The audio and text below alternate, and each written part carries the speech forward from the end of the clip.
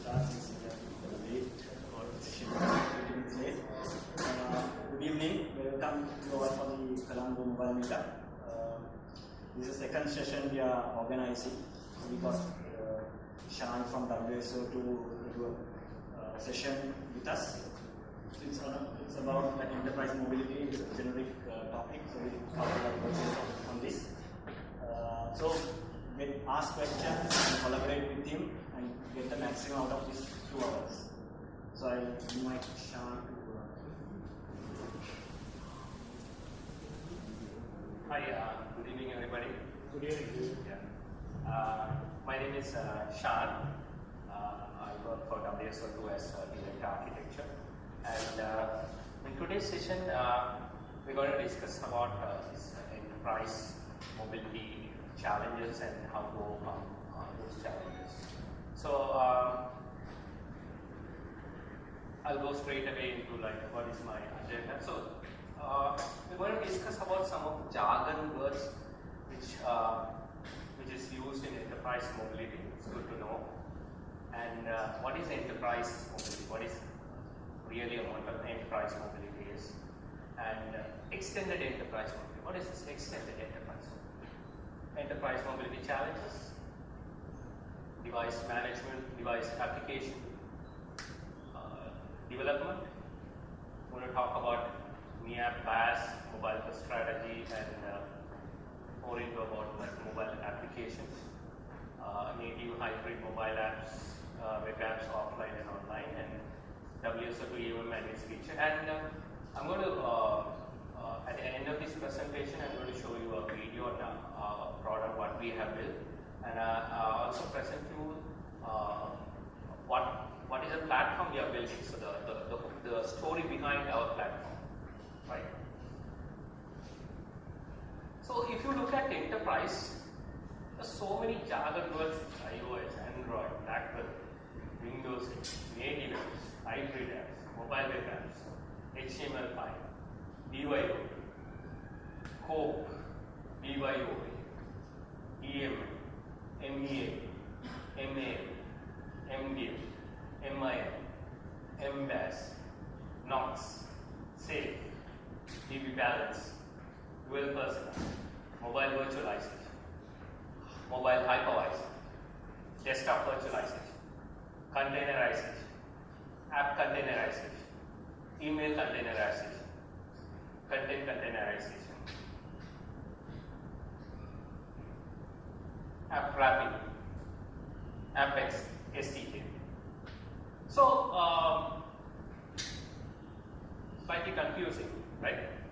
But by the end of this session, you will know all these things. These are very simple things, and you'll get to know all these things. You're using it, you don't know what this term really is all about.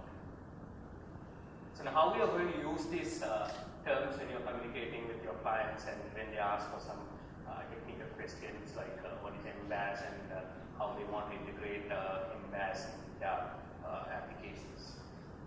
So I'm going to start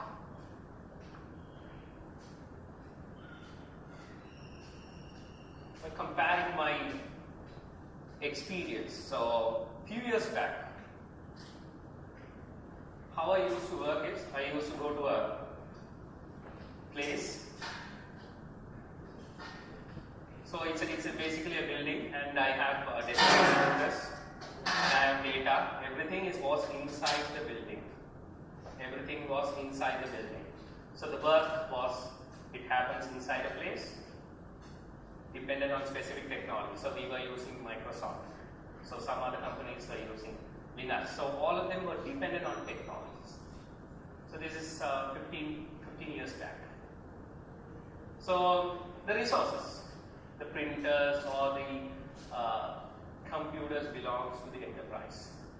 So you have to work on, we usually had a desktop computers and you used to sit there and do work.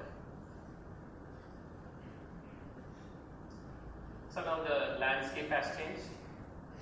If you can look at the landscape now, it's totally different. So employees, you can see the perimeter, like the building is there, the data, some of the data are there. some of the data have moved to the cloud.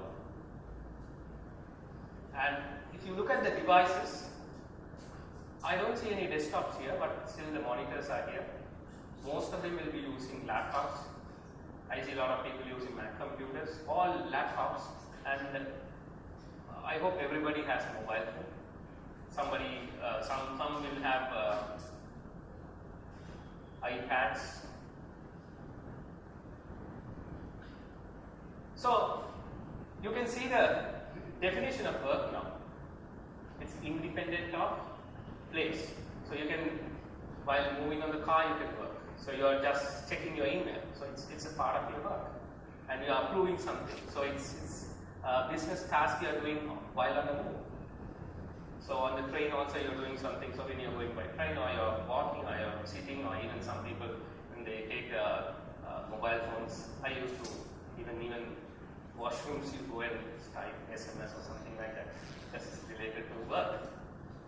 So independent of the technology. So everything is in the cloud, and it's basically independent of the technology. So you don't know what backend is running, what is the database it is running, and VB. Those days we used to use VB and other stuffs, Delphi and some other technology. So you don't know what is happening there. So you get a browser, you do something, and something is happening. Okay, so it's independent of the technology. Resources. So if you look at the resources, it is also changing. Also, to be frank enough, it's already changed. So some of these things are inside the premises. Some of these things are owned by the employees. Some of these things are owned by the employees. So let's say this laptop belongs to the employer. So some of the devices, it belongs to me. Okay, so now you can see that if I read a new definition of independent place, independent of technology. Resource also partly belongs to the enterprise, partly belongs to the employees. So what really is enterprise mobility? I know everybody knows like enterprise mobility. So I'm going to start from the start, and I'm going to take you into like how this mobility has become a challenge for the enterprise and how we are going to solve it. Okay? So if you look at the enterprise mobility, so the definition of enterprise mobility is employees working out of office with mobile devices and cloud services to perform business tasks. That's it. So it can be, so mobility doesn't really mean mobile phones or iPads or something like that, but it's also like anything which is moving. Even laptop is also something which is moving because it is moving. So what is extended enterprise? So extended enterprise is basically enterprise is to employees of the enterprise, and if you give access to your business partners who are not part of the enterprise and you're giving access to that, we call it as extended enterprise. So sometimes you might have to, like, even if the resource belongs to your enterprise, you might have to give access to the partners who are not part of the enterprise, but still you want to generate revenue or something like that, so you want to give access to the external parties as well. So is enterprise facing challenges in allowing mobility? So this is the question. So everybody is asking, what is this challenge where you're talking about? Now we have devices and we check emails, everything is perfect, everything is perfect.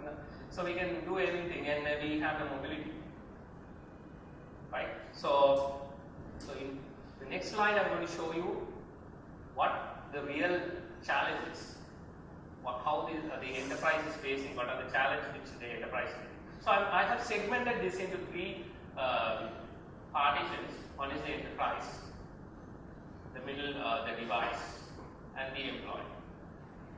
Okay. So you want to give access, you want to give employees access to some of the data through his device or company's device, right? Okay.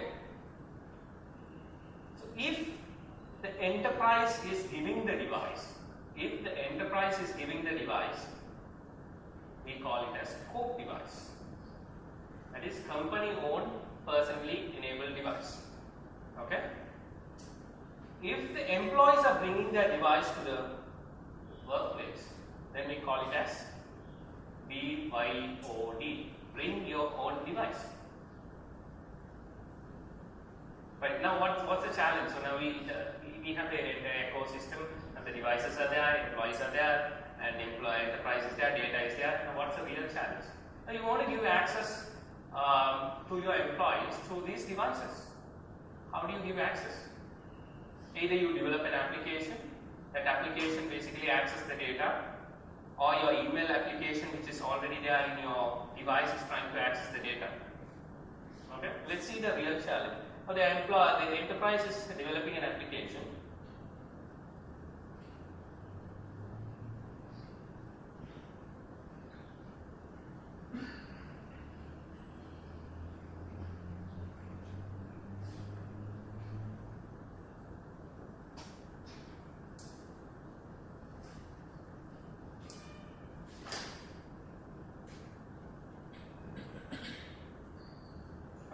So the enterprise is developing an application now, a CRM application, which is going to access data from your premise, or it can be from the cloud.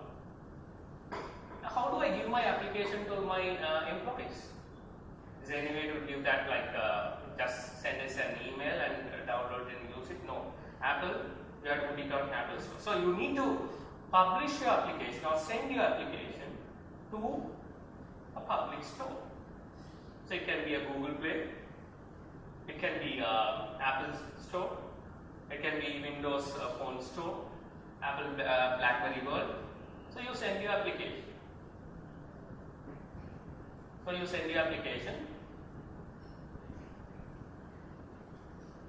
Then what happens? Then you ask your employees to go and discover the application and download this application. Everything is fine here. So you download the application, everything is fine. Now comes the now this application is trying to access the data from your backend. It can be email. Actually, in the next slide, we are going to see about what this actual data is all about. Okay. So the data comes here. So this is how the enterprise's mobility is working as of now. Now let's see the challenge here. Data security. You're sending your attachment file or something through email which has some confidential information which is staying in your employee's mobile device, and it is unprotected. It is not encrypted. So that means if the device is lost, your company information goes away with the device. Because since the device is on the move and we are moving everywhere, so sometimes you might lose your data. So the data goes along with that. Who knows, the data might go to somebody else's company's hand and he can steal the data. Okay. Now the next challenge. How do I control the device? So if the device is always on the move, and how do I control the device? How do I basically, like if the device is stolen, how do I know how this device can be controlled? So these are the challenges. The third challenge, enterprise. Why do I want to send my application to a public store if it is an enterprise application? Well, all the public can see my application. He can download the application, he can just accept. He can, the thing is, it will ask for authentication, and if he knows the username and password, he can log in and the resource is gone. So that is challenge number 3. Challenge number 1 is data security. Once the data is downloaded, how you are going to protect it? There's no way to encrypt the data, and how you are going to control it if the device is lost. Or it can be the employees within the enterprise itself. There can be black sheep inside the enterprise itself. He might take the phone and he gets a quotation value or something like that, and he can basically do something. Or else, if it is stolen, it can be basically, it might go to the wrong person's hand, then it's a problem. Again, the second one is remote device management. How do I protect my device? Even though the device is out of my control, still I want to control the device. And third one is enterprise store. Why do I need to publish my application on the public store? Can't I have my own store?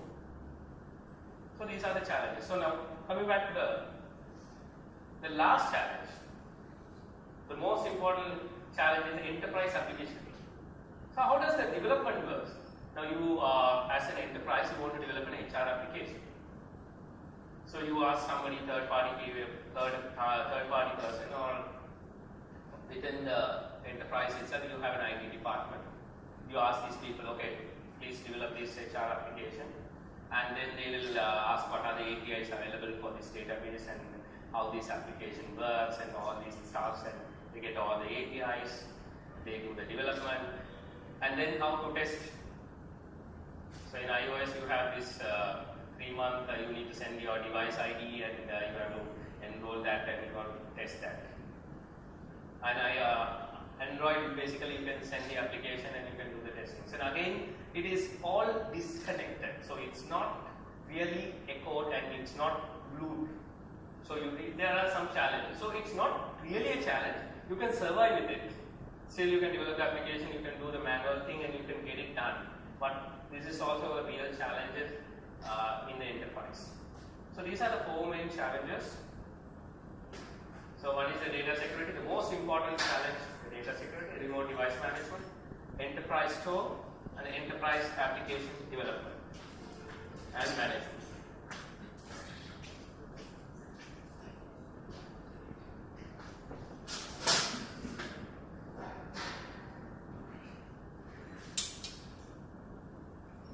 So coming back to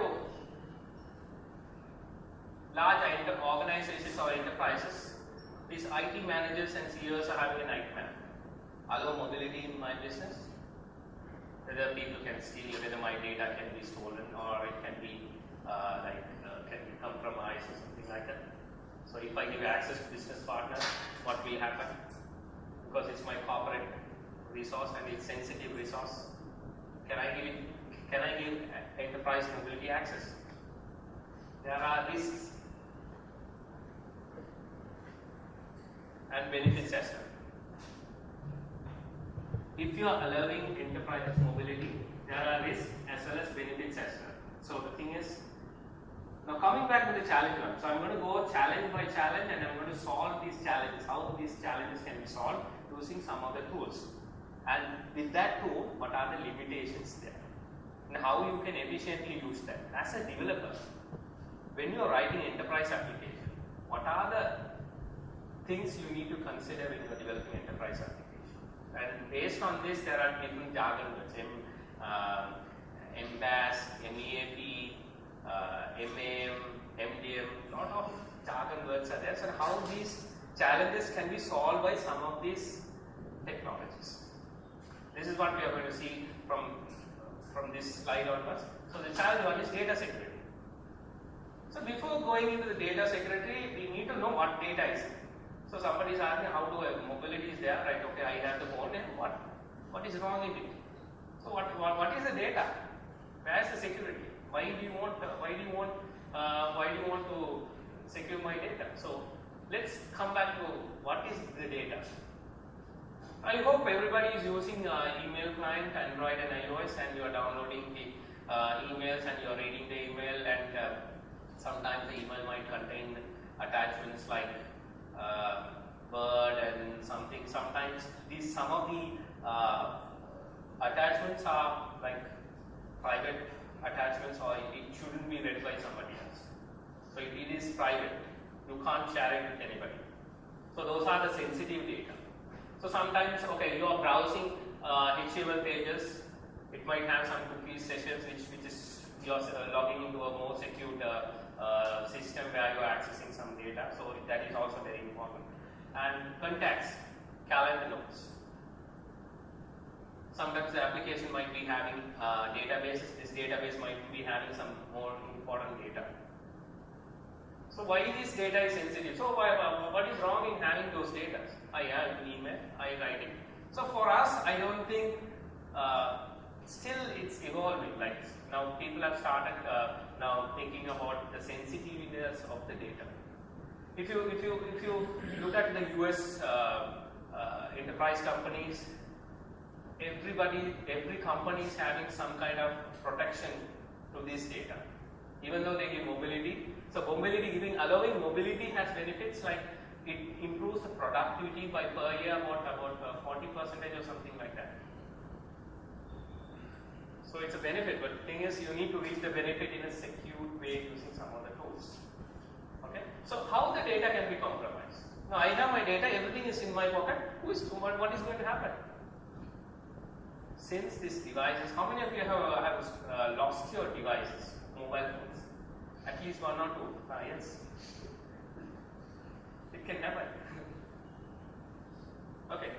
I hope your sensitive data is not there, some photographs and something like that. Okay, so there is a personal security as well. You can do that. You can basically secure your data. Malicious application stealing data. Have you heard about this Android? There's a new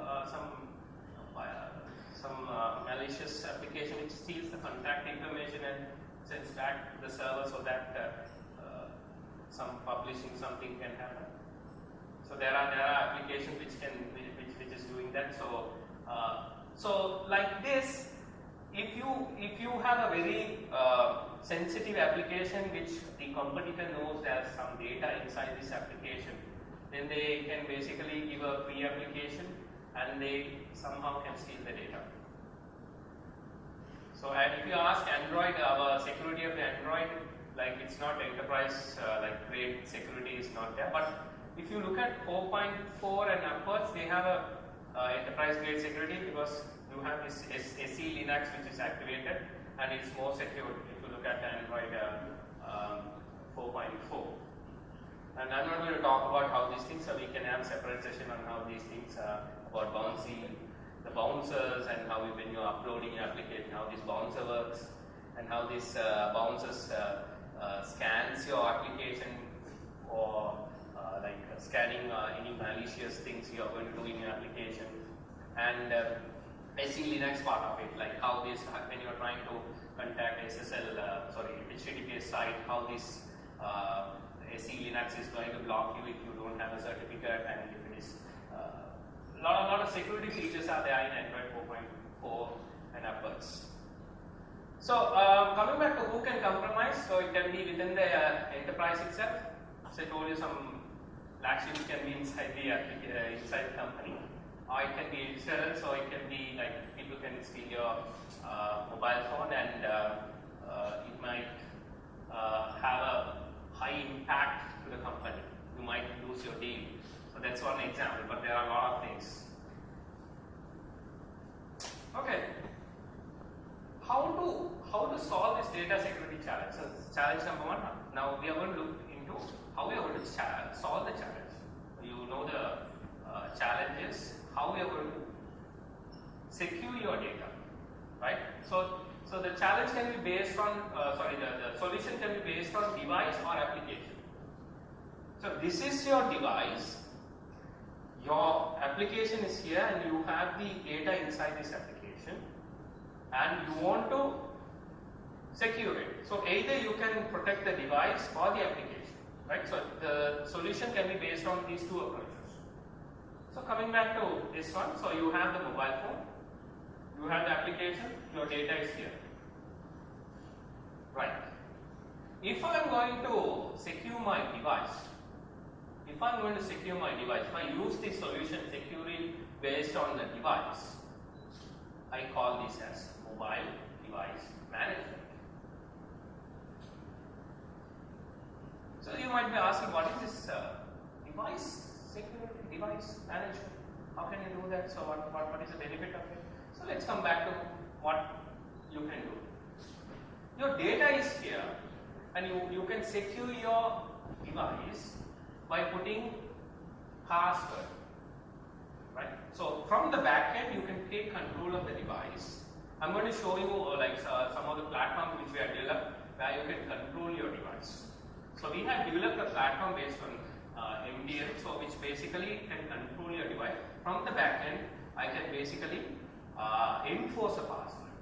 So that means, how many of you have put locks to your screens? Basically, after 5 seconds, you have to type your password and something like that. So, it's good to have that every 5 seconds or every 10 seconds. It basically locks your screen, and you keep on typing the password, and then unlocks.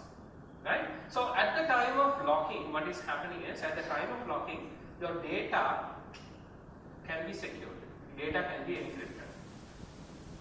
So the encryption will be based on the passcode you are applying. So I'm not going to talk about how this data is encrypted and how it is stored. So it's using AES 256. It's a strong encryption. Okay. Then what can you do with this mobile device management? So from the back end, I can control. I can basically scan the location of the device. I can see the battery information. I can configure your email, VPN, whatever the settings. I can disable the camera. Right? I can also update, install, uninstall applications. So not all the devices you can do the update OS and install and uninstall applications, but if you look at Android and iOS, you can do that, but with the permission of the user, you can do that. Okay, so I'm going to show you the screen how it looks like. So when an iPhone password is enforced, then basically you have to, the screen looks like this, and Android, the screen looks like this. Okay, now coming back to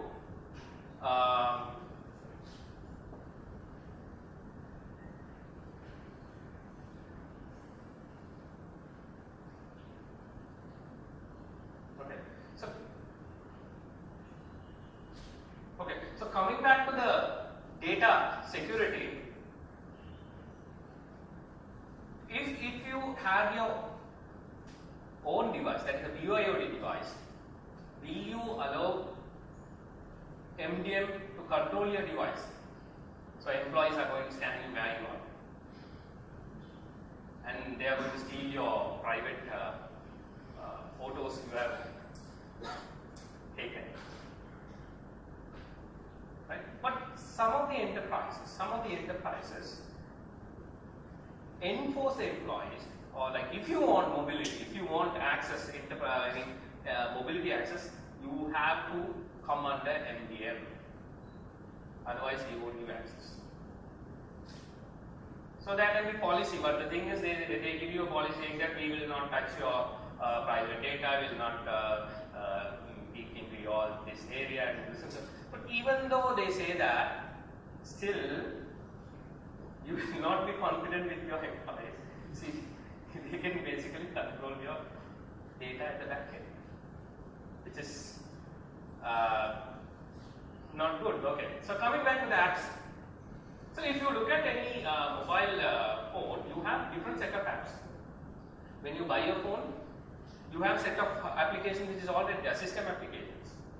Then what you do is, you go to the public store, you download some of the application, the most the famous applications, Angry Bird and games and all stuff you download. So those are the apps from the store. Then you download the apps from the enterprise store or enterprise application which you download to use your username and password.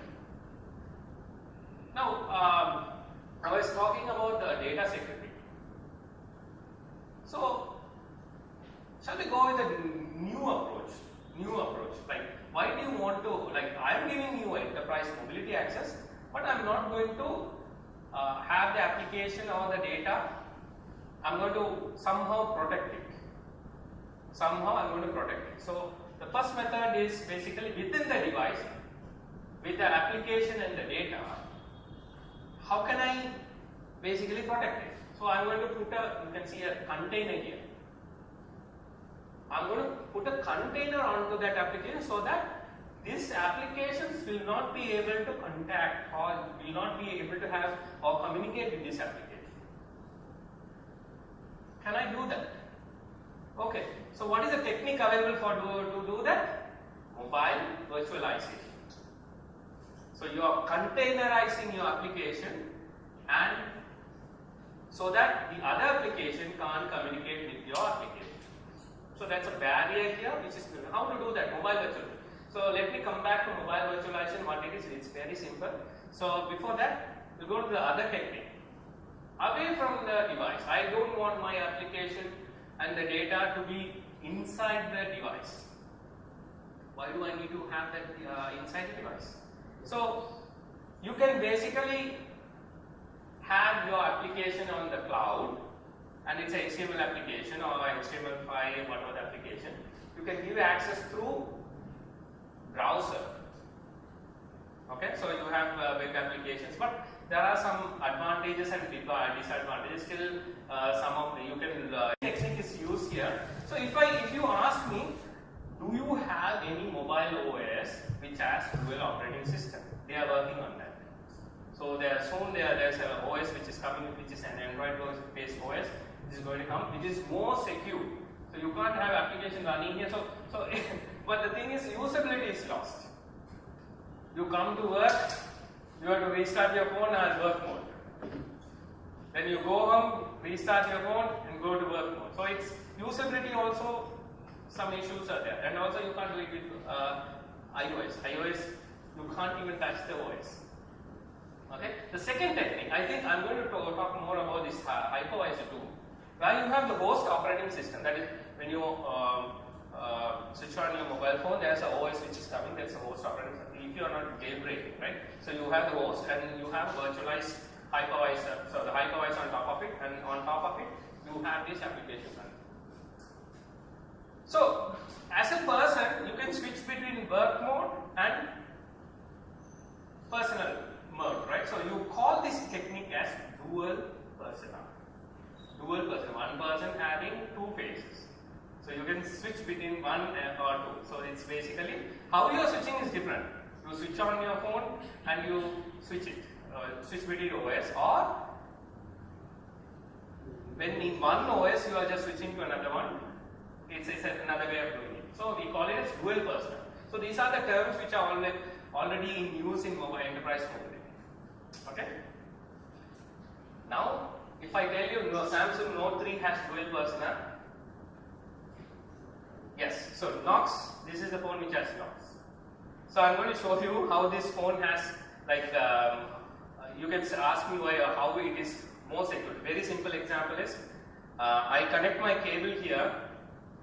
In my personal mode, whatever the screen is here, you can see that one. If I switch to the Knox mode, you can't even, the data, you can't even go into that. I'll show you a simple example right now. Okay, let's see the.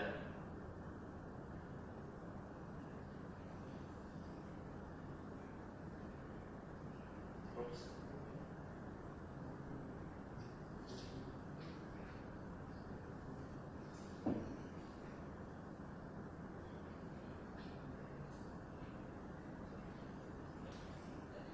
Okay, so I need to restart this one. I will show you this one before I go. So something is happening.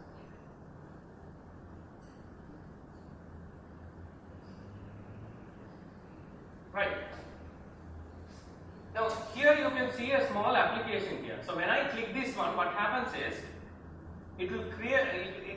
When at the time of starting, the OS is already started, then automatically it switches. So to enable this Samsung Knox, you need to download some software, you need to install something. So in that case, you have a separate partition. It's like partitioning something here, right? So you partition something, when you click this one, it will go to another desktop, where you see all these applications and small, different kind of application. You'll see something. When you want to switch, just press this one, it will switch. I can show you this one so once after the presentation. So basically you have some applications here. So if you look at this application, all the data, every communication to everything is secure. Whatever the camera photos you put it inside, everything is secure. I didn't get you. Yes, everything is encrypted. AES 256 because that's the standard which FIPS 142 US. You need to have that standard. Otherwise, for that standard you need to have AES 256 encryption. So what is the market here? As a developer, do we have any opportunities here? You have to see that as well. Yes. But if you look at, are you going to develop only from Android phones, which is Samsung? Yes. Reason is, Okay, next screen I'll show you why. All the Samsung phones which are going to come, so there are about 20 models which are going to come in, which has NOx supported, S4 supported, S5 is also supported, and all the new phones has NOx support. So what is the market here?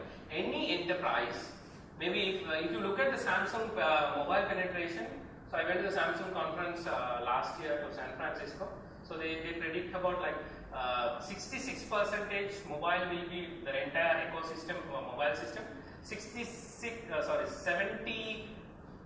to 75% will be Android in another 2-3 years. Now itself it's there, I think you can see that now itself it is already there, right? So Apple is about 15 or 17, right? 17 something like that. Windows is about 3%, and if you look at the other phones, blah blah blah. BlackBerry, I think I have to go to the funeral there in another couple of months. That's just happening, right? So, so they predict about 66 out of that 70%, 66% will be Samsung. I hope you agree with it. You can see all these Samsung phones. Okay, so they say okay, these things are coming, and enterprise is going to have this NOx feature because all the data, everything is secured here. What is the opportunity for the developers? You can write enterprise application, you can publish application into this space.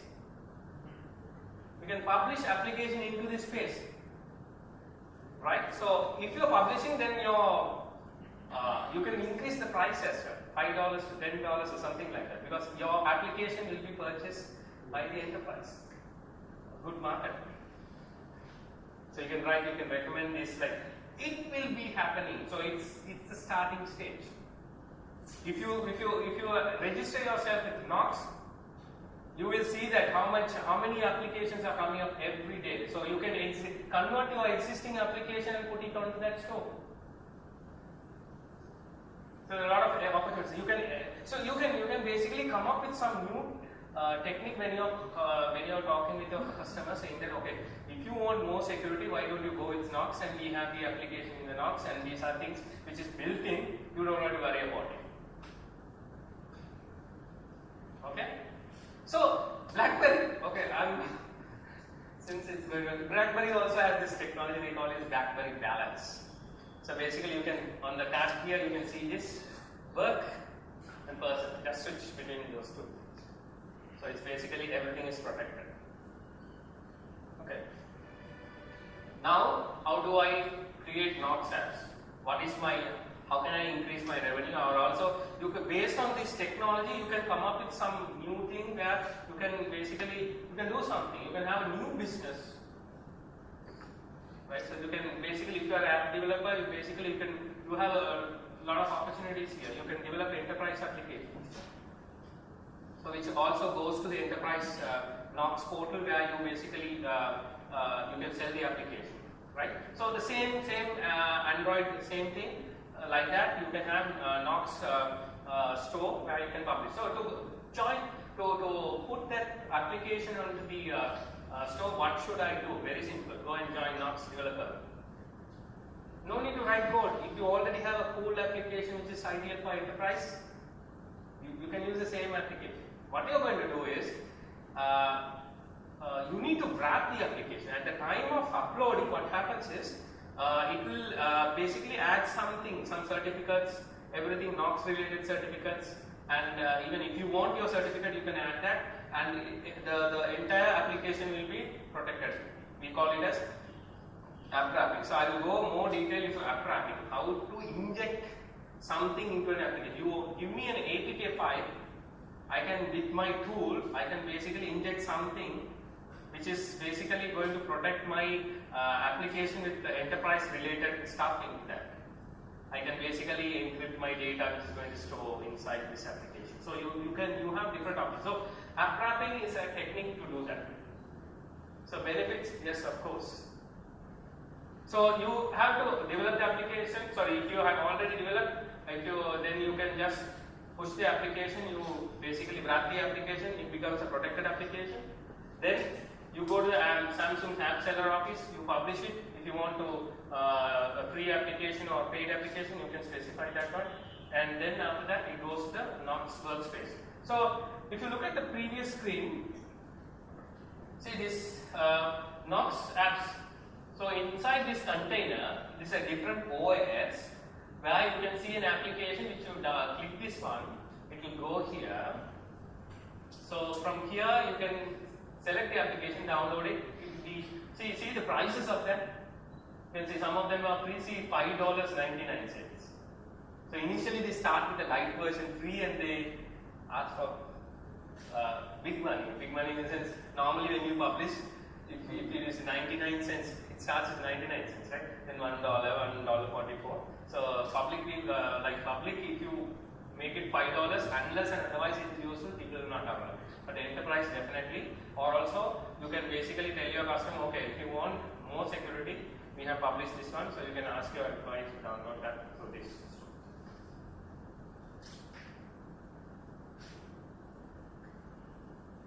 Okay. So in the previous slide I was talking about, okay, I have my OS and there's another OS which is coming here.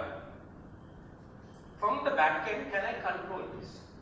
Because this container belongs to like a company or something like that. How can I control that? You have your personal data here in your main script, and you can also have another OS which can be popped up or something which comes up. How can I control? You can control that using NPM. So how can I do that? Join the NPM program, become Knox partner, download the SDK. Develop you have about 500 policies there. You can have SSO, VPN, email, everything is there in that SDK. So you can develop that application, and basically you have about 1,100 APIs. So within that application, you can control from the back end. You can control that container, or you can even wipe that container. So that features are there. So now assume that you have an enterprise application which has personal data in its the hosting OS, and your company data in a virtualized OS, and you have a control. That's what we want.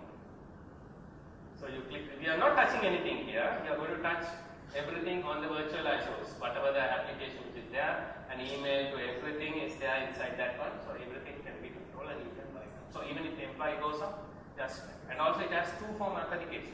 When you want to go into the container, you need to supply a password. Okay. Now let me come back to what are the phones which are coming up. S4, blah blah blah. Lot of phones are there. It supports Knox.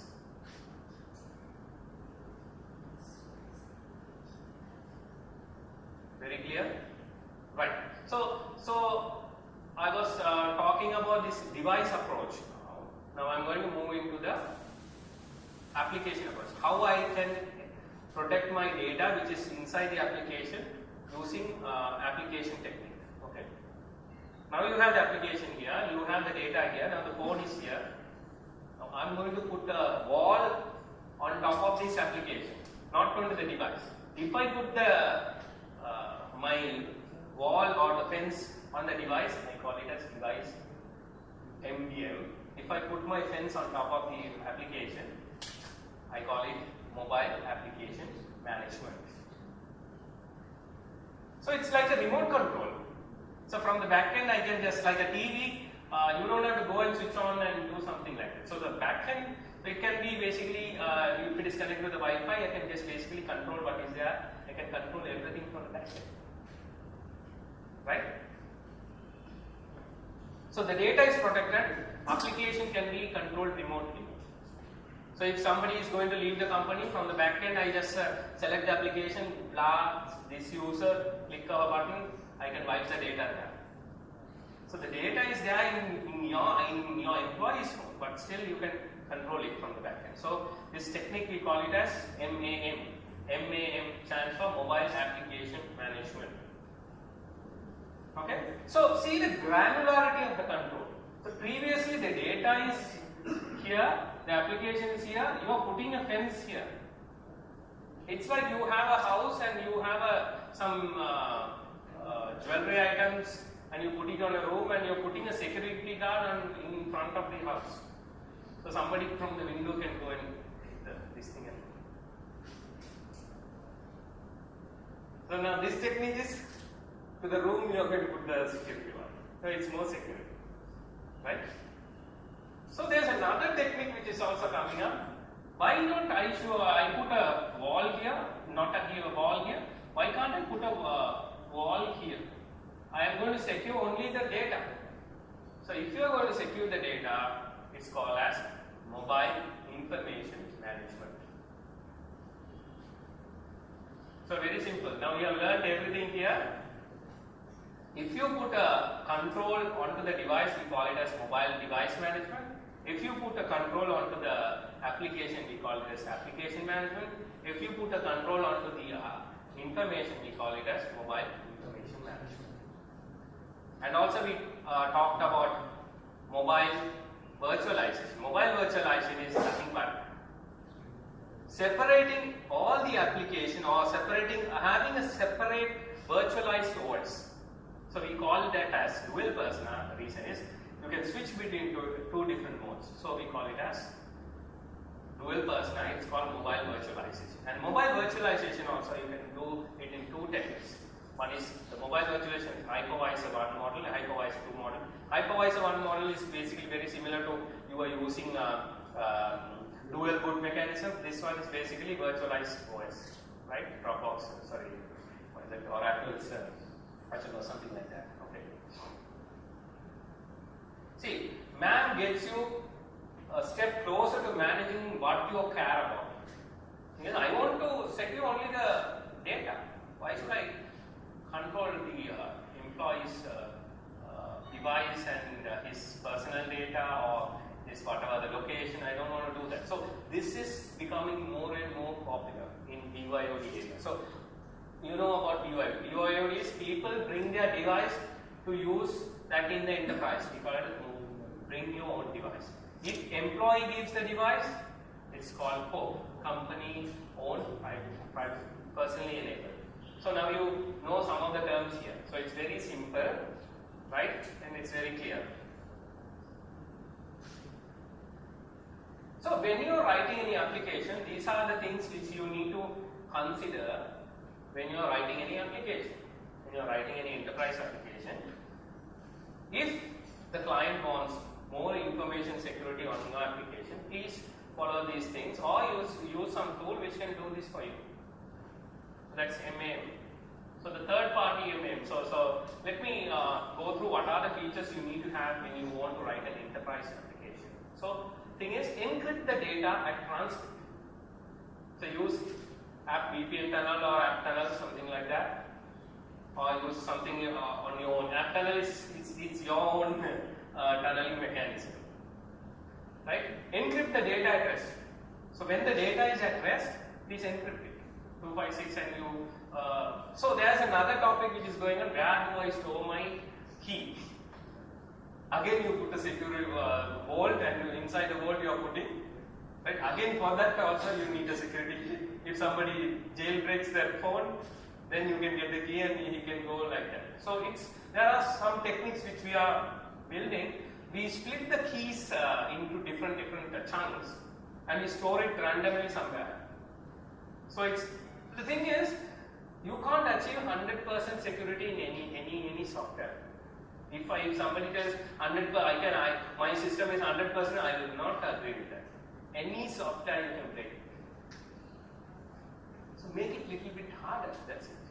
You write your application, make it little bit harder so that people will find it difficult. So unless and otherwise they're developing himself for himself. If it is harder, then other guys also going to find it a little bit harder. So what you are going to do is always make sure you have two-factor authentication. That means rather than using username and password, you come up with another mechanism of PIN code or email or SMS or something like that. Come up with a two-factor authentication. Fourth one, data loss prevention. So when you open a document, you can cut and copy and paste. Disable that. Disable that. So that's based on the requirement. So if you don't want to disable that, and even if you cut or paste, you encrypt it. You encrypt it. So data at rest should be controlled. So whatever the data you store it inside the application, from the back end, you should be able to, with a remote control, you should be able to control it. Clipboard, yes. That's why I'm telling. So when you are copying or cut paste, you encrypt the data. So the reason why you want to encrypt is sometimes you might be having multiple enterprise applications. You're not going to have one enterprise application. If you download, you will have HR application, you will have CRM application, blah blah blah. So you want to enable communication between these applications. So you encrypt the data in the clipboard. So this application, when it copies, he knows how to decrypt it and it shows. But if some other application copies that data, then it is encrypted. So how we are going to do is beyond this thing. So that's also like you need to think about how you are going to have the security and stuff like that. Okay. So additional features is, I hope everybody knows SSO, single sign-on. So if you don't know SSO, let me explain you about SSO. SSO is nothing but single sign-on. So your enterprise might be having multiple applications, right? And every application, those days when we write applications, we have the application, we have the username, password, a database inside that one. Every application will have a username and password. This application will have a username and password. This application will have a username.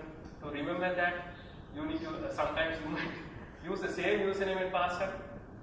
Like the shared scheme, that technique we call it as shared scheme. Same username and password across multiple. Facebook we have the same username and password. So if something is so somebody can hack into all these things, then they know these are the username and password and somehow they get it. And it's directly contacting. So they have come up with this identity server where your the authentication part, they are separating it out, and the application authenticates through another IDP server. So there are a lot of things which are happening. So the SSO is basically you log into one application, then you access the next application, automatically you are logged in.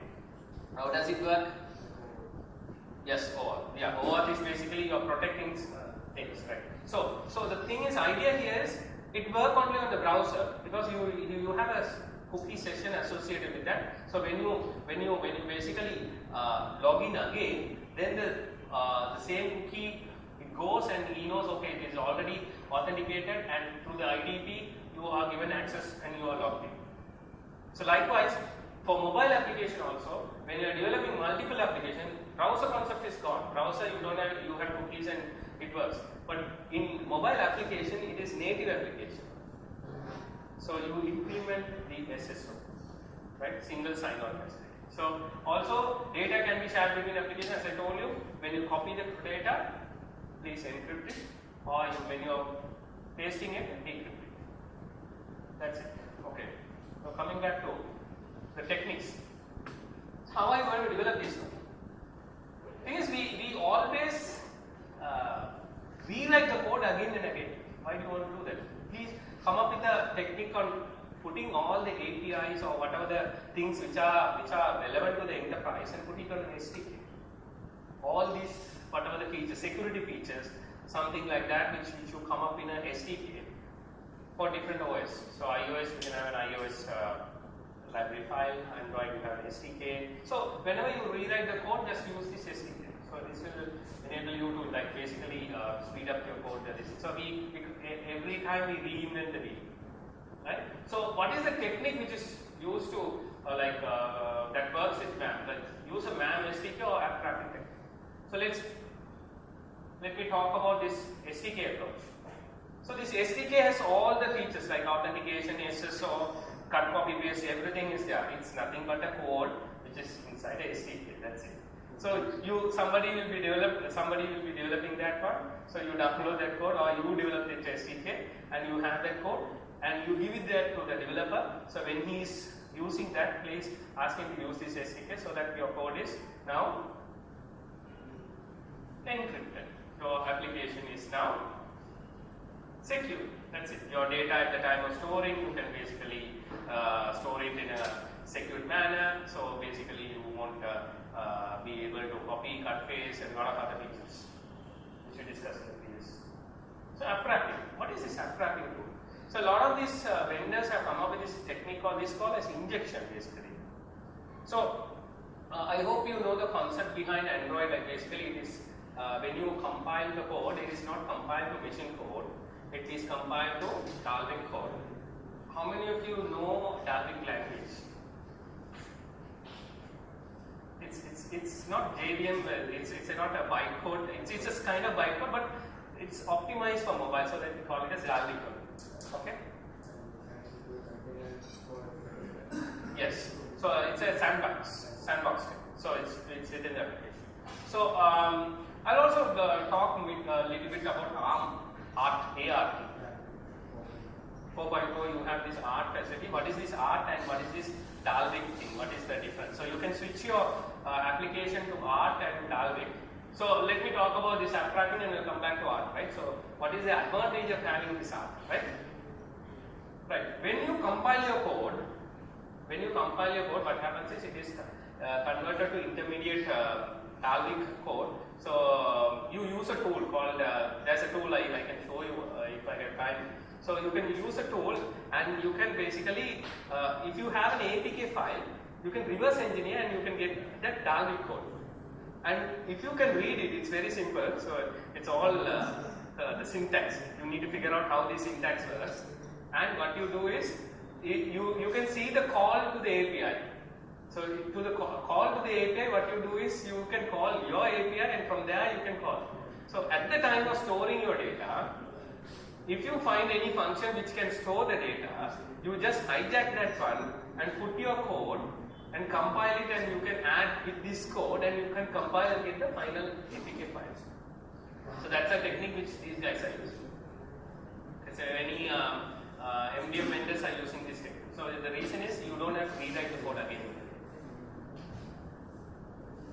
Okay, so for apps already built, need assigned app binary, not to apps from public stores. You can't do that. You can't download from the public store because you can't again download the Angry Bird, put your name, and you can just upload it. Right? But you need to have the certificate. For iOS also the same thing. So you can change the IP app driver. So in previous screen I showed you something. Every application when it goes, you saw something yellow color here. So you can do that. You can reverse that one. You can change it. How many Android hackers are here? I hope I can see these three guys. You are Android hacker? Yes? Okay.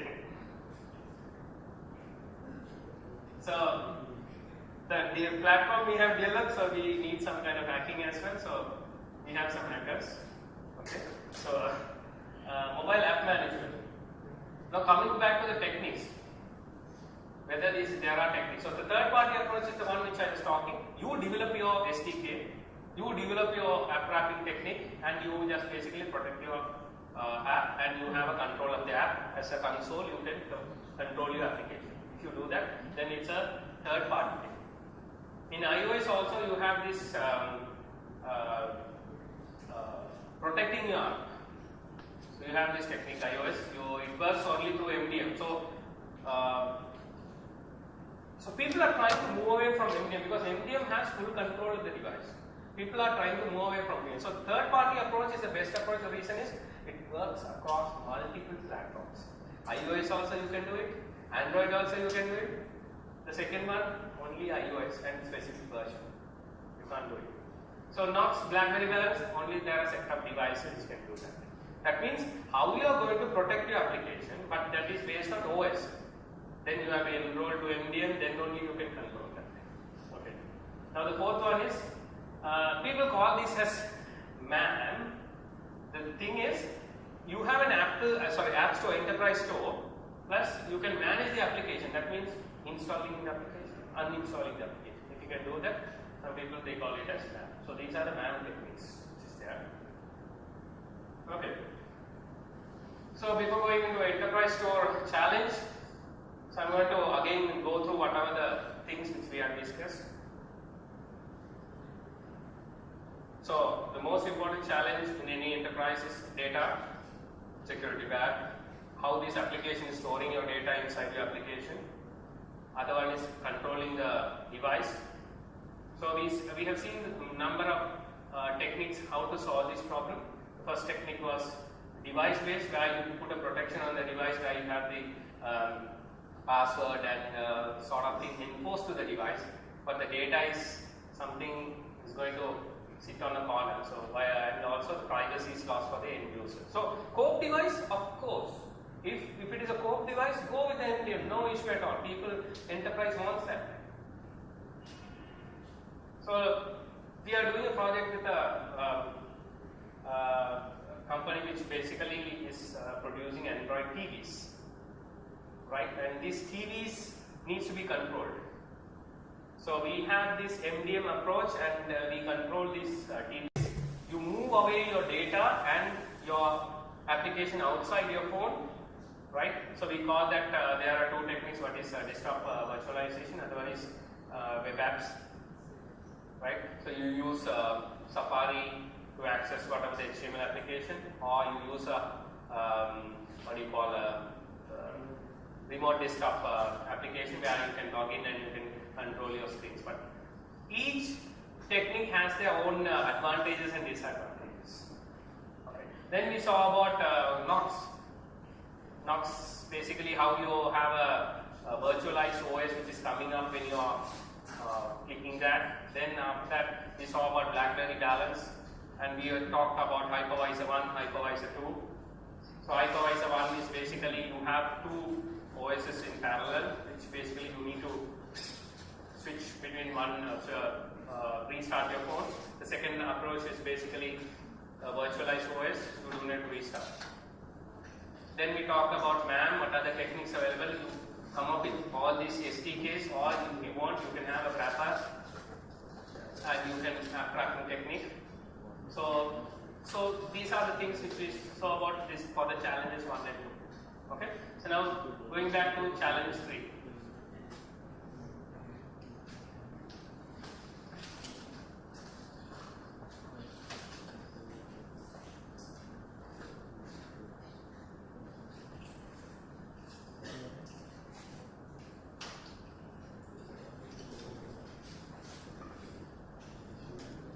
I hope you can understand, right? So I have made it very, very simple as possible, so that you can understand the concepts. So based on this conversation, when you buy that application, they give you some codes, redemption code. So use that redemption code and ask him, okay, use this redemption code and download. So that is also, again, manually you have to do it. So with the MDM, if you have, you put your application on the store. When you click it, it will know, okay, this is a enterprise application BPP, and it will send the redemption code, and it's seamlessly. Nobody knows, oh, this is a paid application, something like that. Okay, challenge 4. The most important. This is what we are all working on. Developing application. Developing application. There are a lot of tools.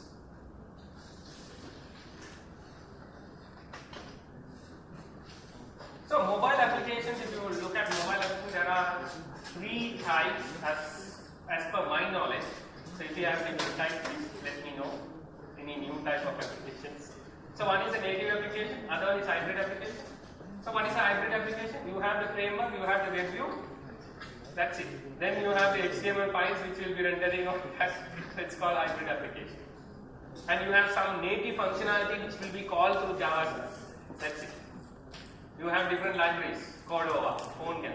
Cordova is a PhoneGap, right? So then you have Titanium and Accelerator, all the same company, right? Now then you have Xamarin, which you can write using C#.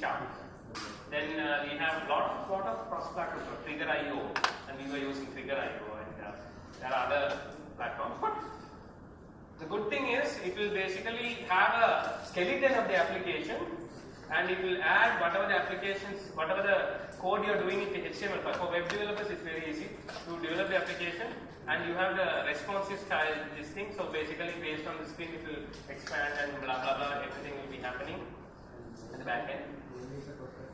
It's a cross-platform. Yes. So you write the code once, then basically it will be running. It can be run unless and otherwise you have the skeleton. Otherwise you can't come back, right? So that's up. So that's what we are going to talk about, right? So then the mobile web application. So mobile web application is basically a URL. You just go to the URL and you can basically go. If you don't have internet, you can't use it. So HTML5 applications you can have locally stored data, but what is this offline application? Offline applications. So we are trying to do that like when you go to any internet site, you can archive that. That means it will create all the resources or what are the files as an archive file, and you can use that archive file and you can basically make it as an application. But iOS it doesn't support. Android there was some previous version it was supporting, now it is not supporting. So we are thinking about what you can have an application and you can have this application as a widget. So you can inject this as an inject basically. Okay. So these are the mobile applications, and you'll be using different frameworks and Senchart, a lot of other tools are there which is involving this development of these applications, cross-platform. So enterprise application development and management. So what do? You create a project, select the skeleton source, then write code to access some APIs in the cloud. I'm talking about the enterprise application. So enterprise application, you will not only use the native code, you somehow have to access to APIs in the cloud. Then use data persistence if necessary. You download this data or something like that which you want to store it locally. If you want, you can do that. So that's how you write the code, right? Then create the application, send the application by email. So that is, you are taking the APK out or IPA file out. Then you send the application by email for testing, changes done with error, report, lot of. This is a mobile application life cycle. So you have to do a lot of things. iOS is a hassle those days when you are thinking like, how can I send without getting its device ID? So you have to get the device ID, you compile the application, you have to send it. So testing and test flight has come up with somewhere, but it's also useful. And if approved, so in iOS you have to wait for the application to be approved. So you have to wait for 2 weeks or 1 week for its access, right? So then ask the end user to discover the app and download it, or else you send the URL so then they can download it. Okay, now coming back to enterprise application. How to speed up the development? How to speed up the development? What are the technology available to do that?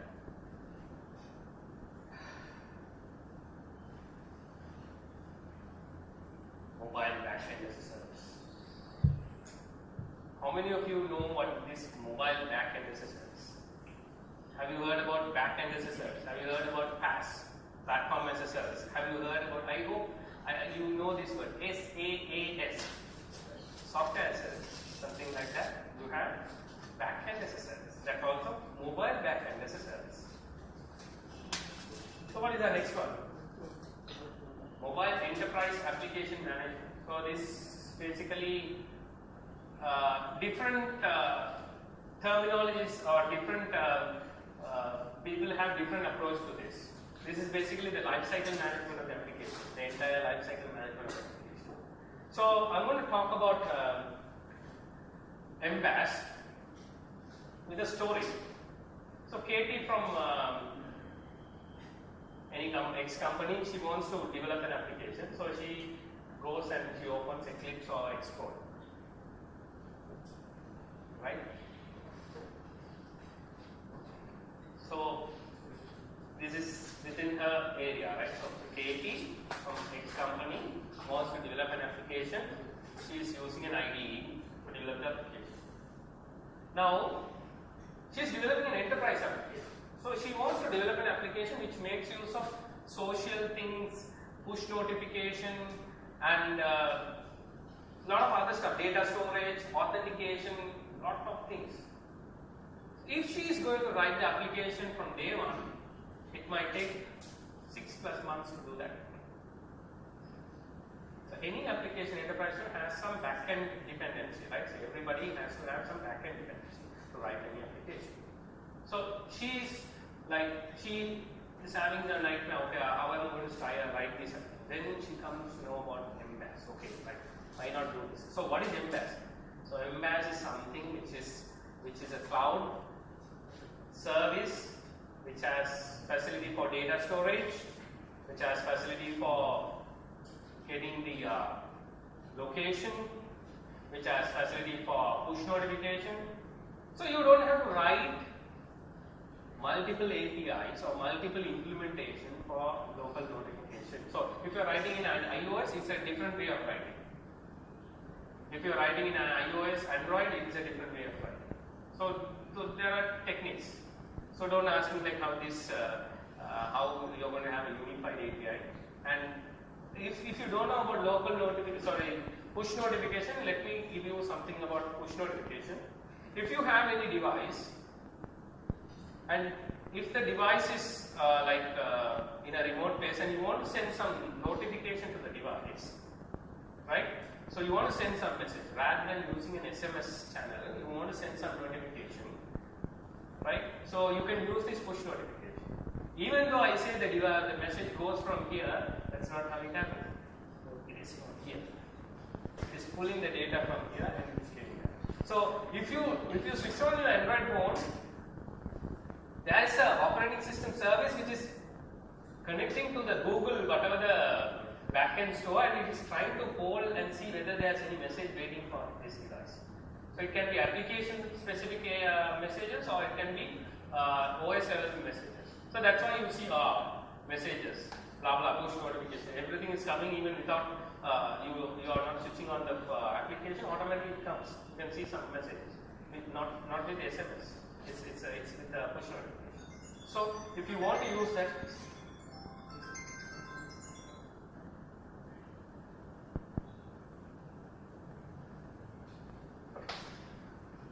Right.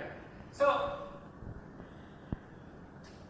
if there's already something which is available, why not I can use that? I can use all these APIs and I want to develop this application. So if I want to develop this in myself, it might take 6 months. I want to develop this in 2-3 weeks. Okay, why not? So this is already there as a service. Also about like Facebook, you want to integrate Facebook, YouTube, any social applications integrated with this application. So it's a hassle if you want to integrate different social application into your application. It's not easy. It's not straightforward. You have to have OAuth and blah blah blah.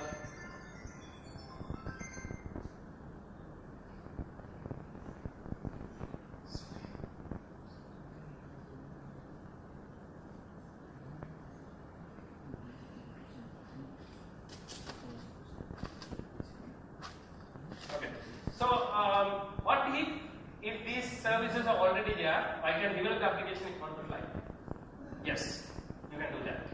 So this service on the whole is called as MBAS, Mobile Backend Access. Anything which you want to do from your backend of your application, everything is there.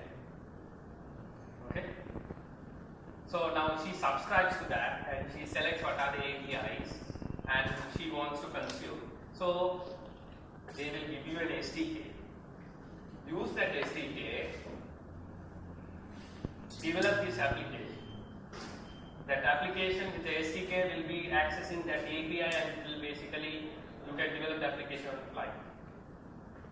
Okay, he is very happy. Thanks to MBAS, I can concentrate only on mobile UI. I don't have to write this backend logics and blah blah blah, something like that. So, but some UI's part we have to write. So this is what we call it as MBAS. So MBAS, I'm going to talk about the types of MBAS. So MBAS, if you look at MBAS definition, is a model for providing web and mobile app developers with a way to link their applications to backend cloud storage, while also providing features such as user management, push notification, integration with social networking services, which I showed you in the previous video.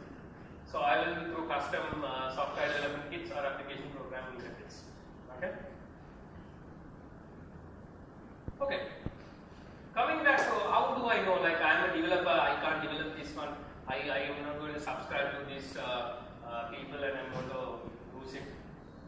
So if you ask me what are the things which are available, so basically you have MBAS are two types: consumer and enterprise. Enterprise you need to pay in order to download. So if you look at this consumer, you have lot of consumer this thing is there, but you have to pay. Stack mob is May 1st, they have shut off. So it's not no more there. FPG is there. Black Canvas, Key, Build.io, these guys are there. So they have provided a lot of APIs. So you want APIs, whatever APIs you want to consume, ticket and you get the SDK and you can start writing. If you are writing an HTML5 application, you get a Java library, JavaScript library, you can write. So if you want, I don't want to spend money. No, I want to implement my own Embase. Yes, you can do that. You have an open source, using it in Bash. Download it, extend the features, write it. Anybody using UserGrid? I hope I can see quick development of enterprise application than new feature. So this is what we are going to use. That means you are writing a code in a unified way because it's open source and you are going to use that libraries and you are developing. So the fastest way to write an enterprise application, you use the user grid. You just modify the code and you can use it. It's well written and you can see, like, you just call an API. That's it. You can see only the algorithm code of things here, and every implementation of the function will be handled by the library. It's very easy.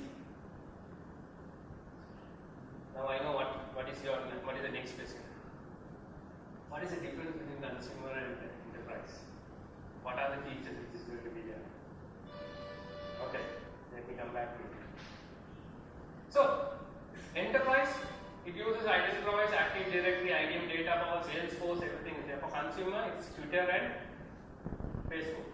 So, identity protocols, SAML. So, I hope these are some jargon words again. If you know, it will be used OpenID, and it can be integrated with MDM and MAM if you are going with the enterprise, and cloud topology. So, a lot of difference are there. I will send this presentation.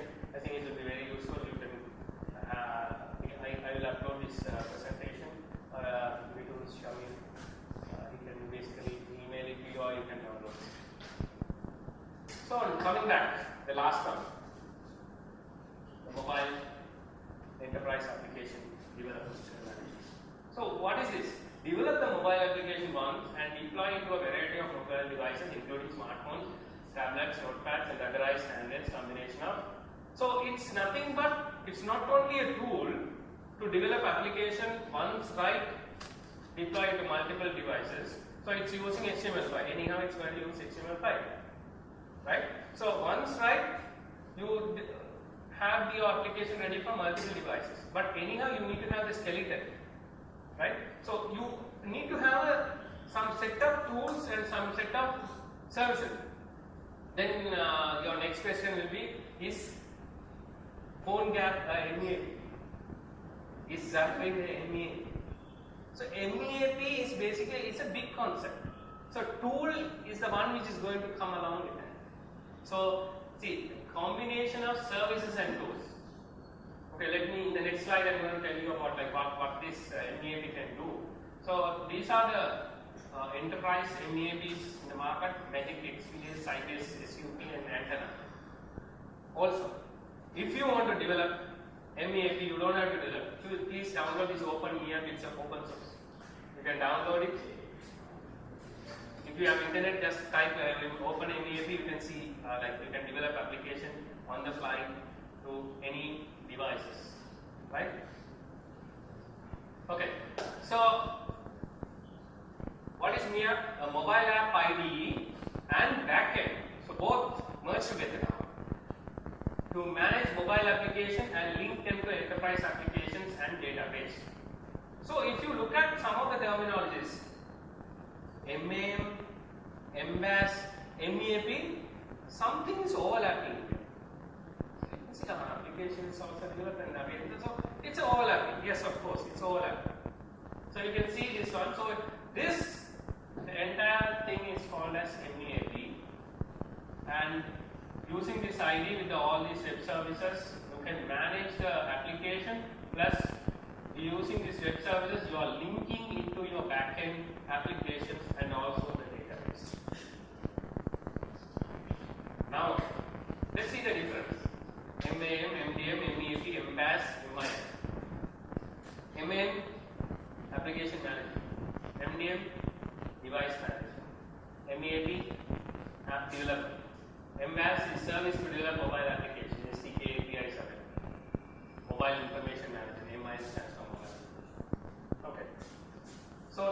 face the challenges and how we are going to solve, how it can be solved.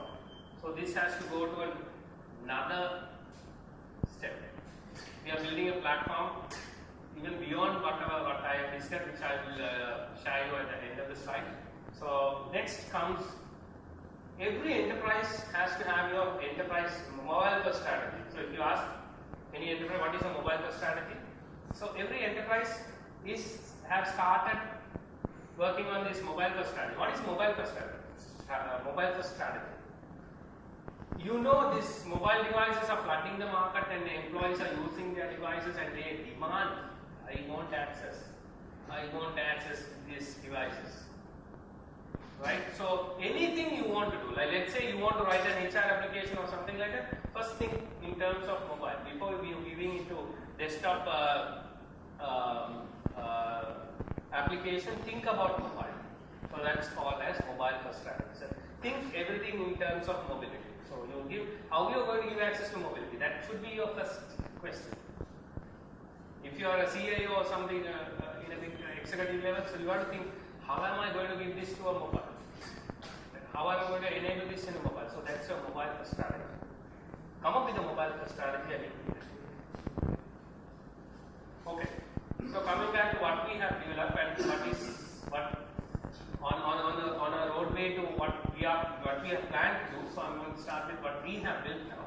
So this is basically what we have built is an EMM, Enterprise Mobility Manager. It's a tool which can solve some of the MDM and MAM problems. So this is a UI screen which has MDM, Enterprise Store and Publisher. Mobile. I know you can now understand these jargon words now. So MDM is device management. I can control the device. I can basically locate the device. I can shut down the camera and I can do a lot of stuff. So what are the features available? So it's basically you can control mobile in employee or corporate owned devices, support Android, iOS, identification, policy management. So policy management is very important. So let's say you want to give access to your backend data during 8:30 to 5:30. So you can have a policy saying that only give him access between 8:30 to 5:30. Then after that shut down. You can have a policy. So based on the policy, the thing, everything works, right? So also, if you are inside Colombo, please give access. If you go out of,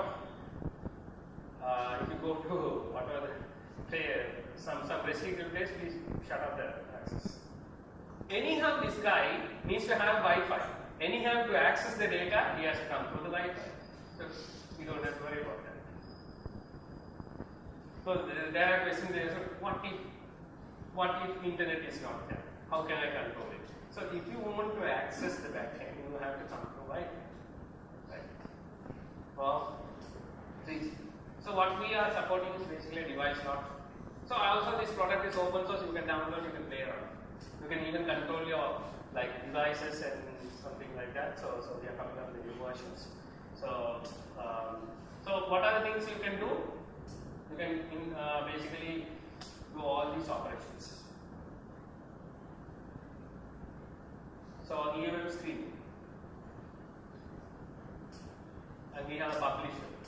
As a developer, you can publish your application, and you can basically link. So this I was discussing in the previous slide. So this is how the application looks like. So it goes through a process. You submit your application, then it will be reviewed by somebody, then it will go live to the store. From the store, you can download the application. So currently we have only people who are registered can download to their devices. We don't have a catalog application. Basically, you can download this application through the stores. So it supports multiple platform uses of advanced search options, blah blah blah, something like that. So application management console is there. So if an administrator wants to push one application to all the employees, we select the application, the push a button, then everybody will have that application. And I want to select the user and figure out what are the applications you have, you can see what application he has. And also you want to control uninstallation of the application. So this is how the screen looks like. It's very open source, you can download. So what is our MVP? This is our stories, basically the EMM which comprise of the NAB story. So basically what happens is, what is lacking in whatever the previous tools we looked at, it is basically you don't have a application lifecycle management on the whole. What does that mean? So basically conceptual things are not there. You ask somebody, you ask your project manager to please make sure HR application is developed. That's it. She has to type a mail and she asks for quotation, blah blah blah, and the APIs. Everything communication is happening and it is loosely coupled. So you have to do everything, something which is basically through email or something. Why can't we have everything as one single platform? So let's say I want a HR application, I don't have to talk, okay, blah blah blah, this HR application, this is the project manager, I select, okay, click on button, okay, engage a mail, okay, this is the project we are doing, the project manager knows, okay, HR application, to develop HR application, these are the APIs you need, okay, he goes to the company stores, which has all the APIs, selects all these HR APIs and all these, what are the Embass APIs, blah blah, everything, selects this application, and now the project is ready. Now he knows, okay, he invites the employees, sorry, the developers. Okay, we have created this application. Please come and develop the application. So the developer comes, he sees all these APIs, these are the capacities. Okay. Then he uses an IDE to create that application. Then with the click of a button, that application is generated. From after the application is generated, it goes to the testing store. From the store, the QA guy will be, the application will be pushed to the QA guy. QA guy tests the application and gives the permission. Project manager says, okay, fine, approve. Click of a button, goes to the store. From the store, you have a policy saying that, okay, this application is, has to be pushed to these devices. Automatically, the application goes. That's what we want, right? As an enterprise, this is what we want. So everything is disconnected now. You have to manually do the development separately. You have the, they're not connected. So this is what is going to happen now. She creates a project repository is also created. The kit, you create the project there and the template of the application. So she can select basically what type of application she wants to develop. Then project manager subscribes to APIs. Okay, I want HR, blah blah, these APIs. These are the Embass APIs which this application is going to use. She subscribes to that and gets the thing ready. And then the developer basically will have the skeleton of the application. So basically he knows, okay, these are the APIs available using that IDE. So this IDE you can integrate with anything, Eclipse or Xcode or whatever the blah blah blah IDEs. Also you have cloud IDEs as well. On the cloud you can type and just compile, you don't have to store. So I was thinking that whether you can do the development in the iPad. You can do, right? Yes. So you can do the development. So once the application is developed, with a click of a button, previously what we were doing is we basically send it by email or some other methods, you call them or something like that. So here it goes to the store. Store basically is bound to the QA's phones. So from there it will be pushed to the QA's. Then once it is approved, it goes to the production store. Right, automatically goes. So nothing is happening manually, right? Everything is automated. Now then with the MDM EMM thing, which basically has a policy, it says, okay, this policy, this application is in the store, and this has a policy saying that all the salespeople, now you are developing a sales application, all the salespeople who have enrolled their device should have this. So automatically the application goes. So I'm not asking my employee to download the application. I'm not asking him anything. Once it is developed, everything is there. That's it. So this is what we are working on. So this part we have almost done. We are using a product called App Factory, which is lifecycle management for any other application. Mobile application, we have to add that one. So this API store, we have a product. We have about 28 products. So everything we are making utilizing on that. So then the store is also there. From MDM is also there, pushing is also there. So this half of them are already there, so everything is the integration part. So this is what we are doing. So this is the next generation platform. I don't think. So this is what we want, right? So in the enterprise, you want to develop applications. You have these platforms, and it's open source.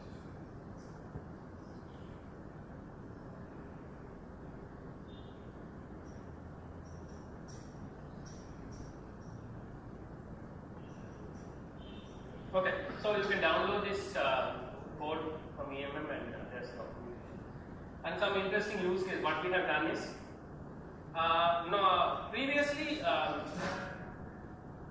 we didn't, we allowed everybody to use internet through our Wi-Fi. So then something happened, some security issue, we blocked it and nobody was given internet access to mobile phones. We blocked it. I don't know how many companies have internet access to mobile phones, right? So then what we thought was, why not we utilize this EMM and just give them internet access so that we can track these guys and not only track this guy and adhering to the policy you give access, and with some policy like 530 to 830 or something like that. So what we did, information management, MBAS, Knox, say to this thing, mobile virtualization, that is also hypervisor 1 and 2. We have 2 OSs, Knox and all this stuff. Mobile hypervisor, basically how you are putting your virtual OS or whatever OS. The way you put your OS depends on that. You have 1 and 2 type 1 and type 2. Then we have desktop virtualization. Then we talk about this containerization. How we are going to wrap this application so that all the data inside that will be protected, so that you have control from the backend. So if you do it for the generic name is containerization. If you do it for app, it is called app containerization. If for email application, you call it email containerization. If you do it for content like Word files, and if you have a Dropbox, right? So Dropbox, if you have to do that, it's content containerization. You know about app wrapping, that's called injecting application and bypassing some of the APIs and app SDK. Thank you very much. So that ends the session. So any questions, if I know, I can answer.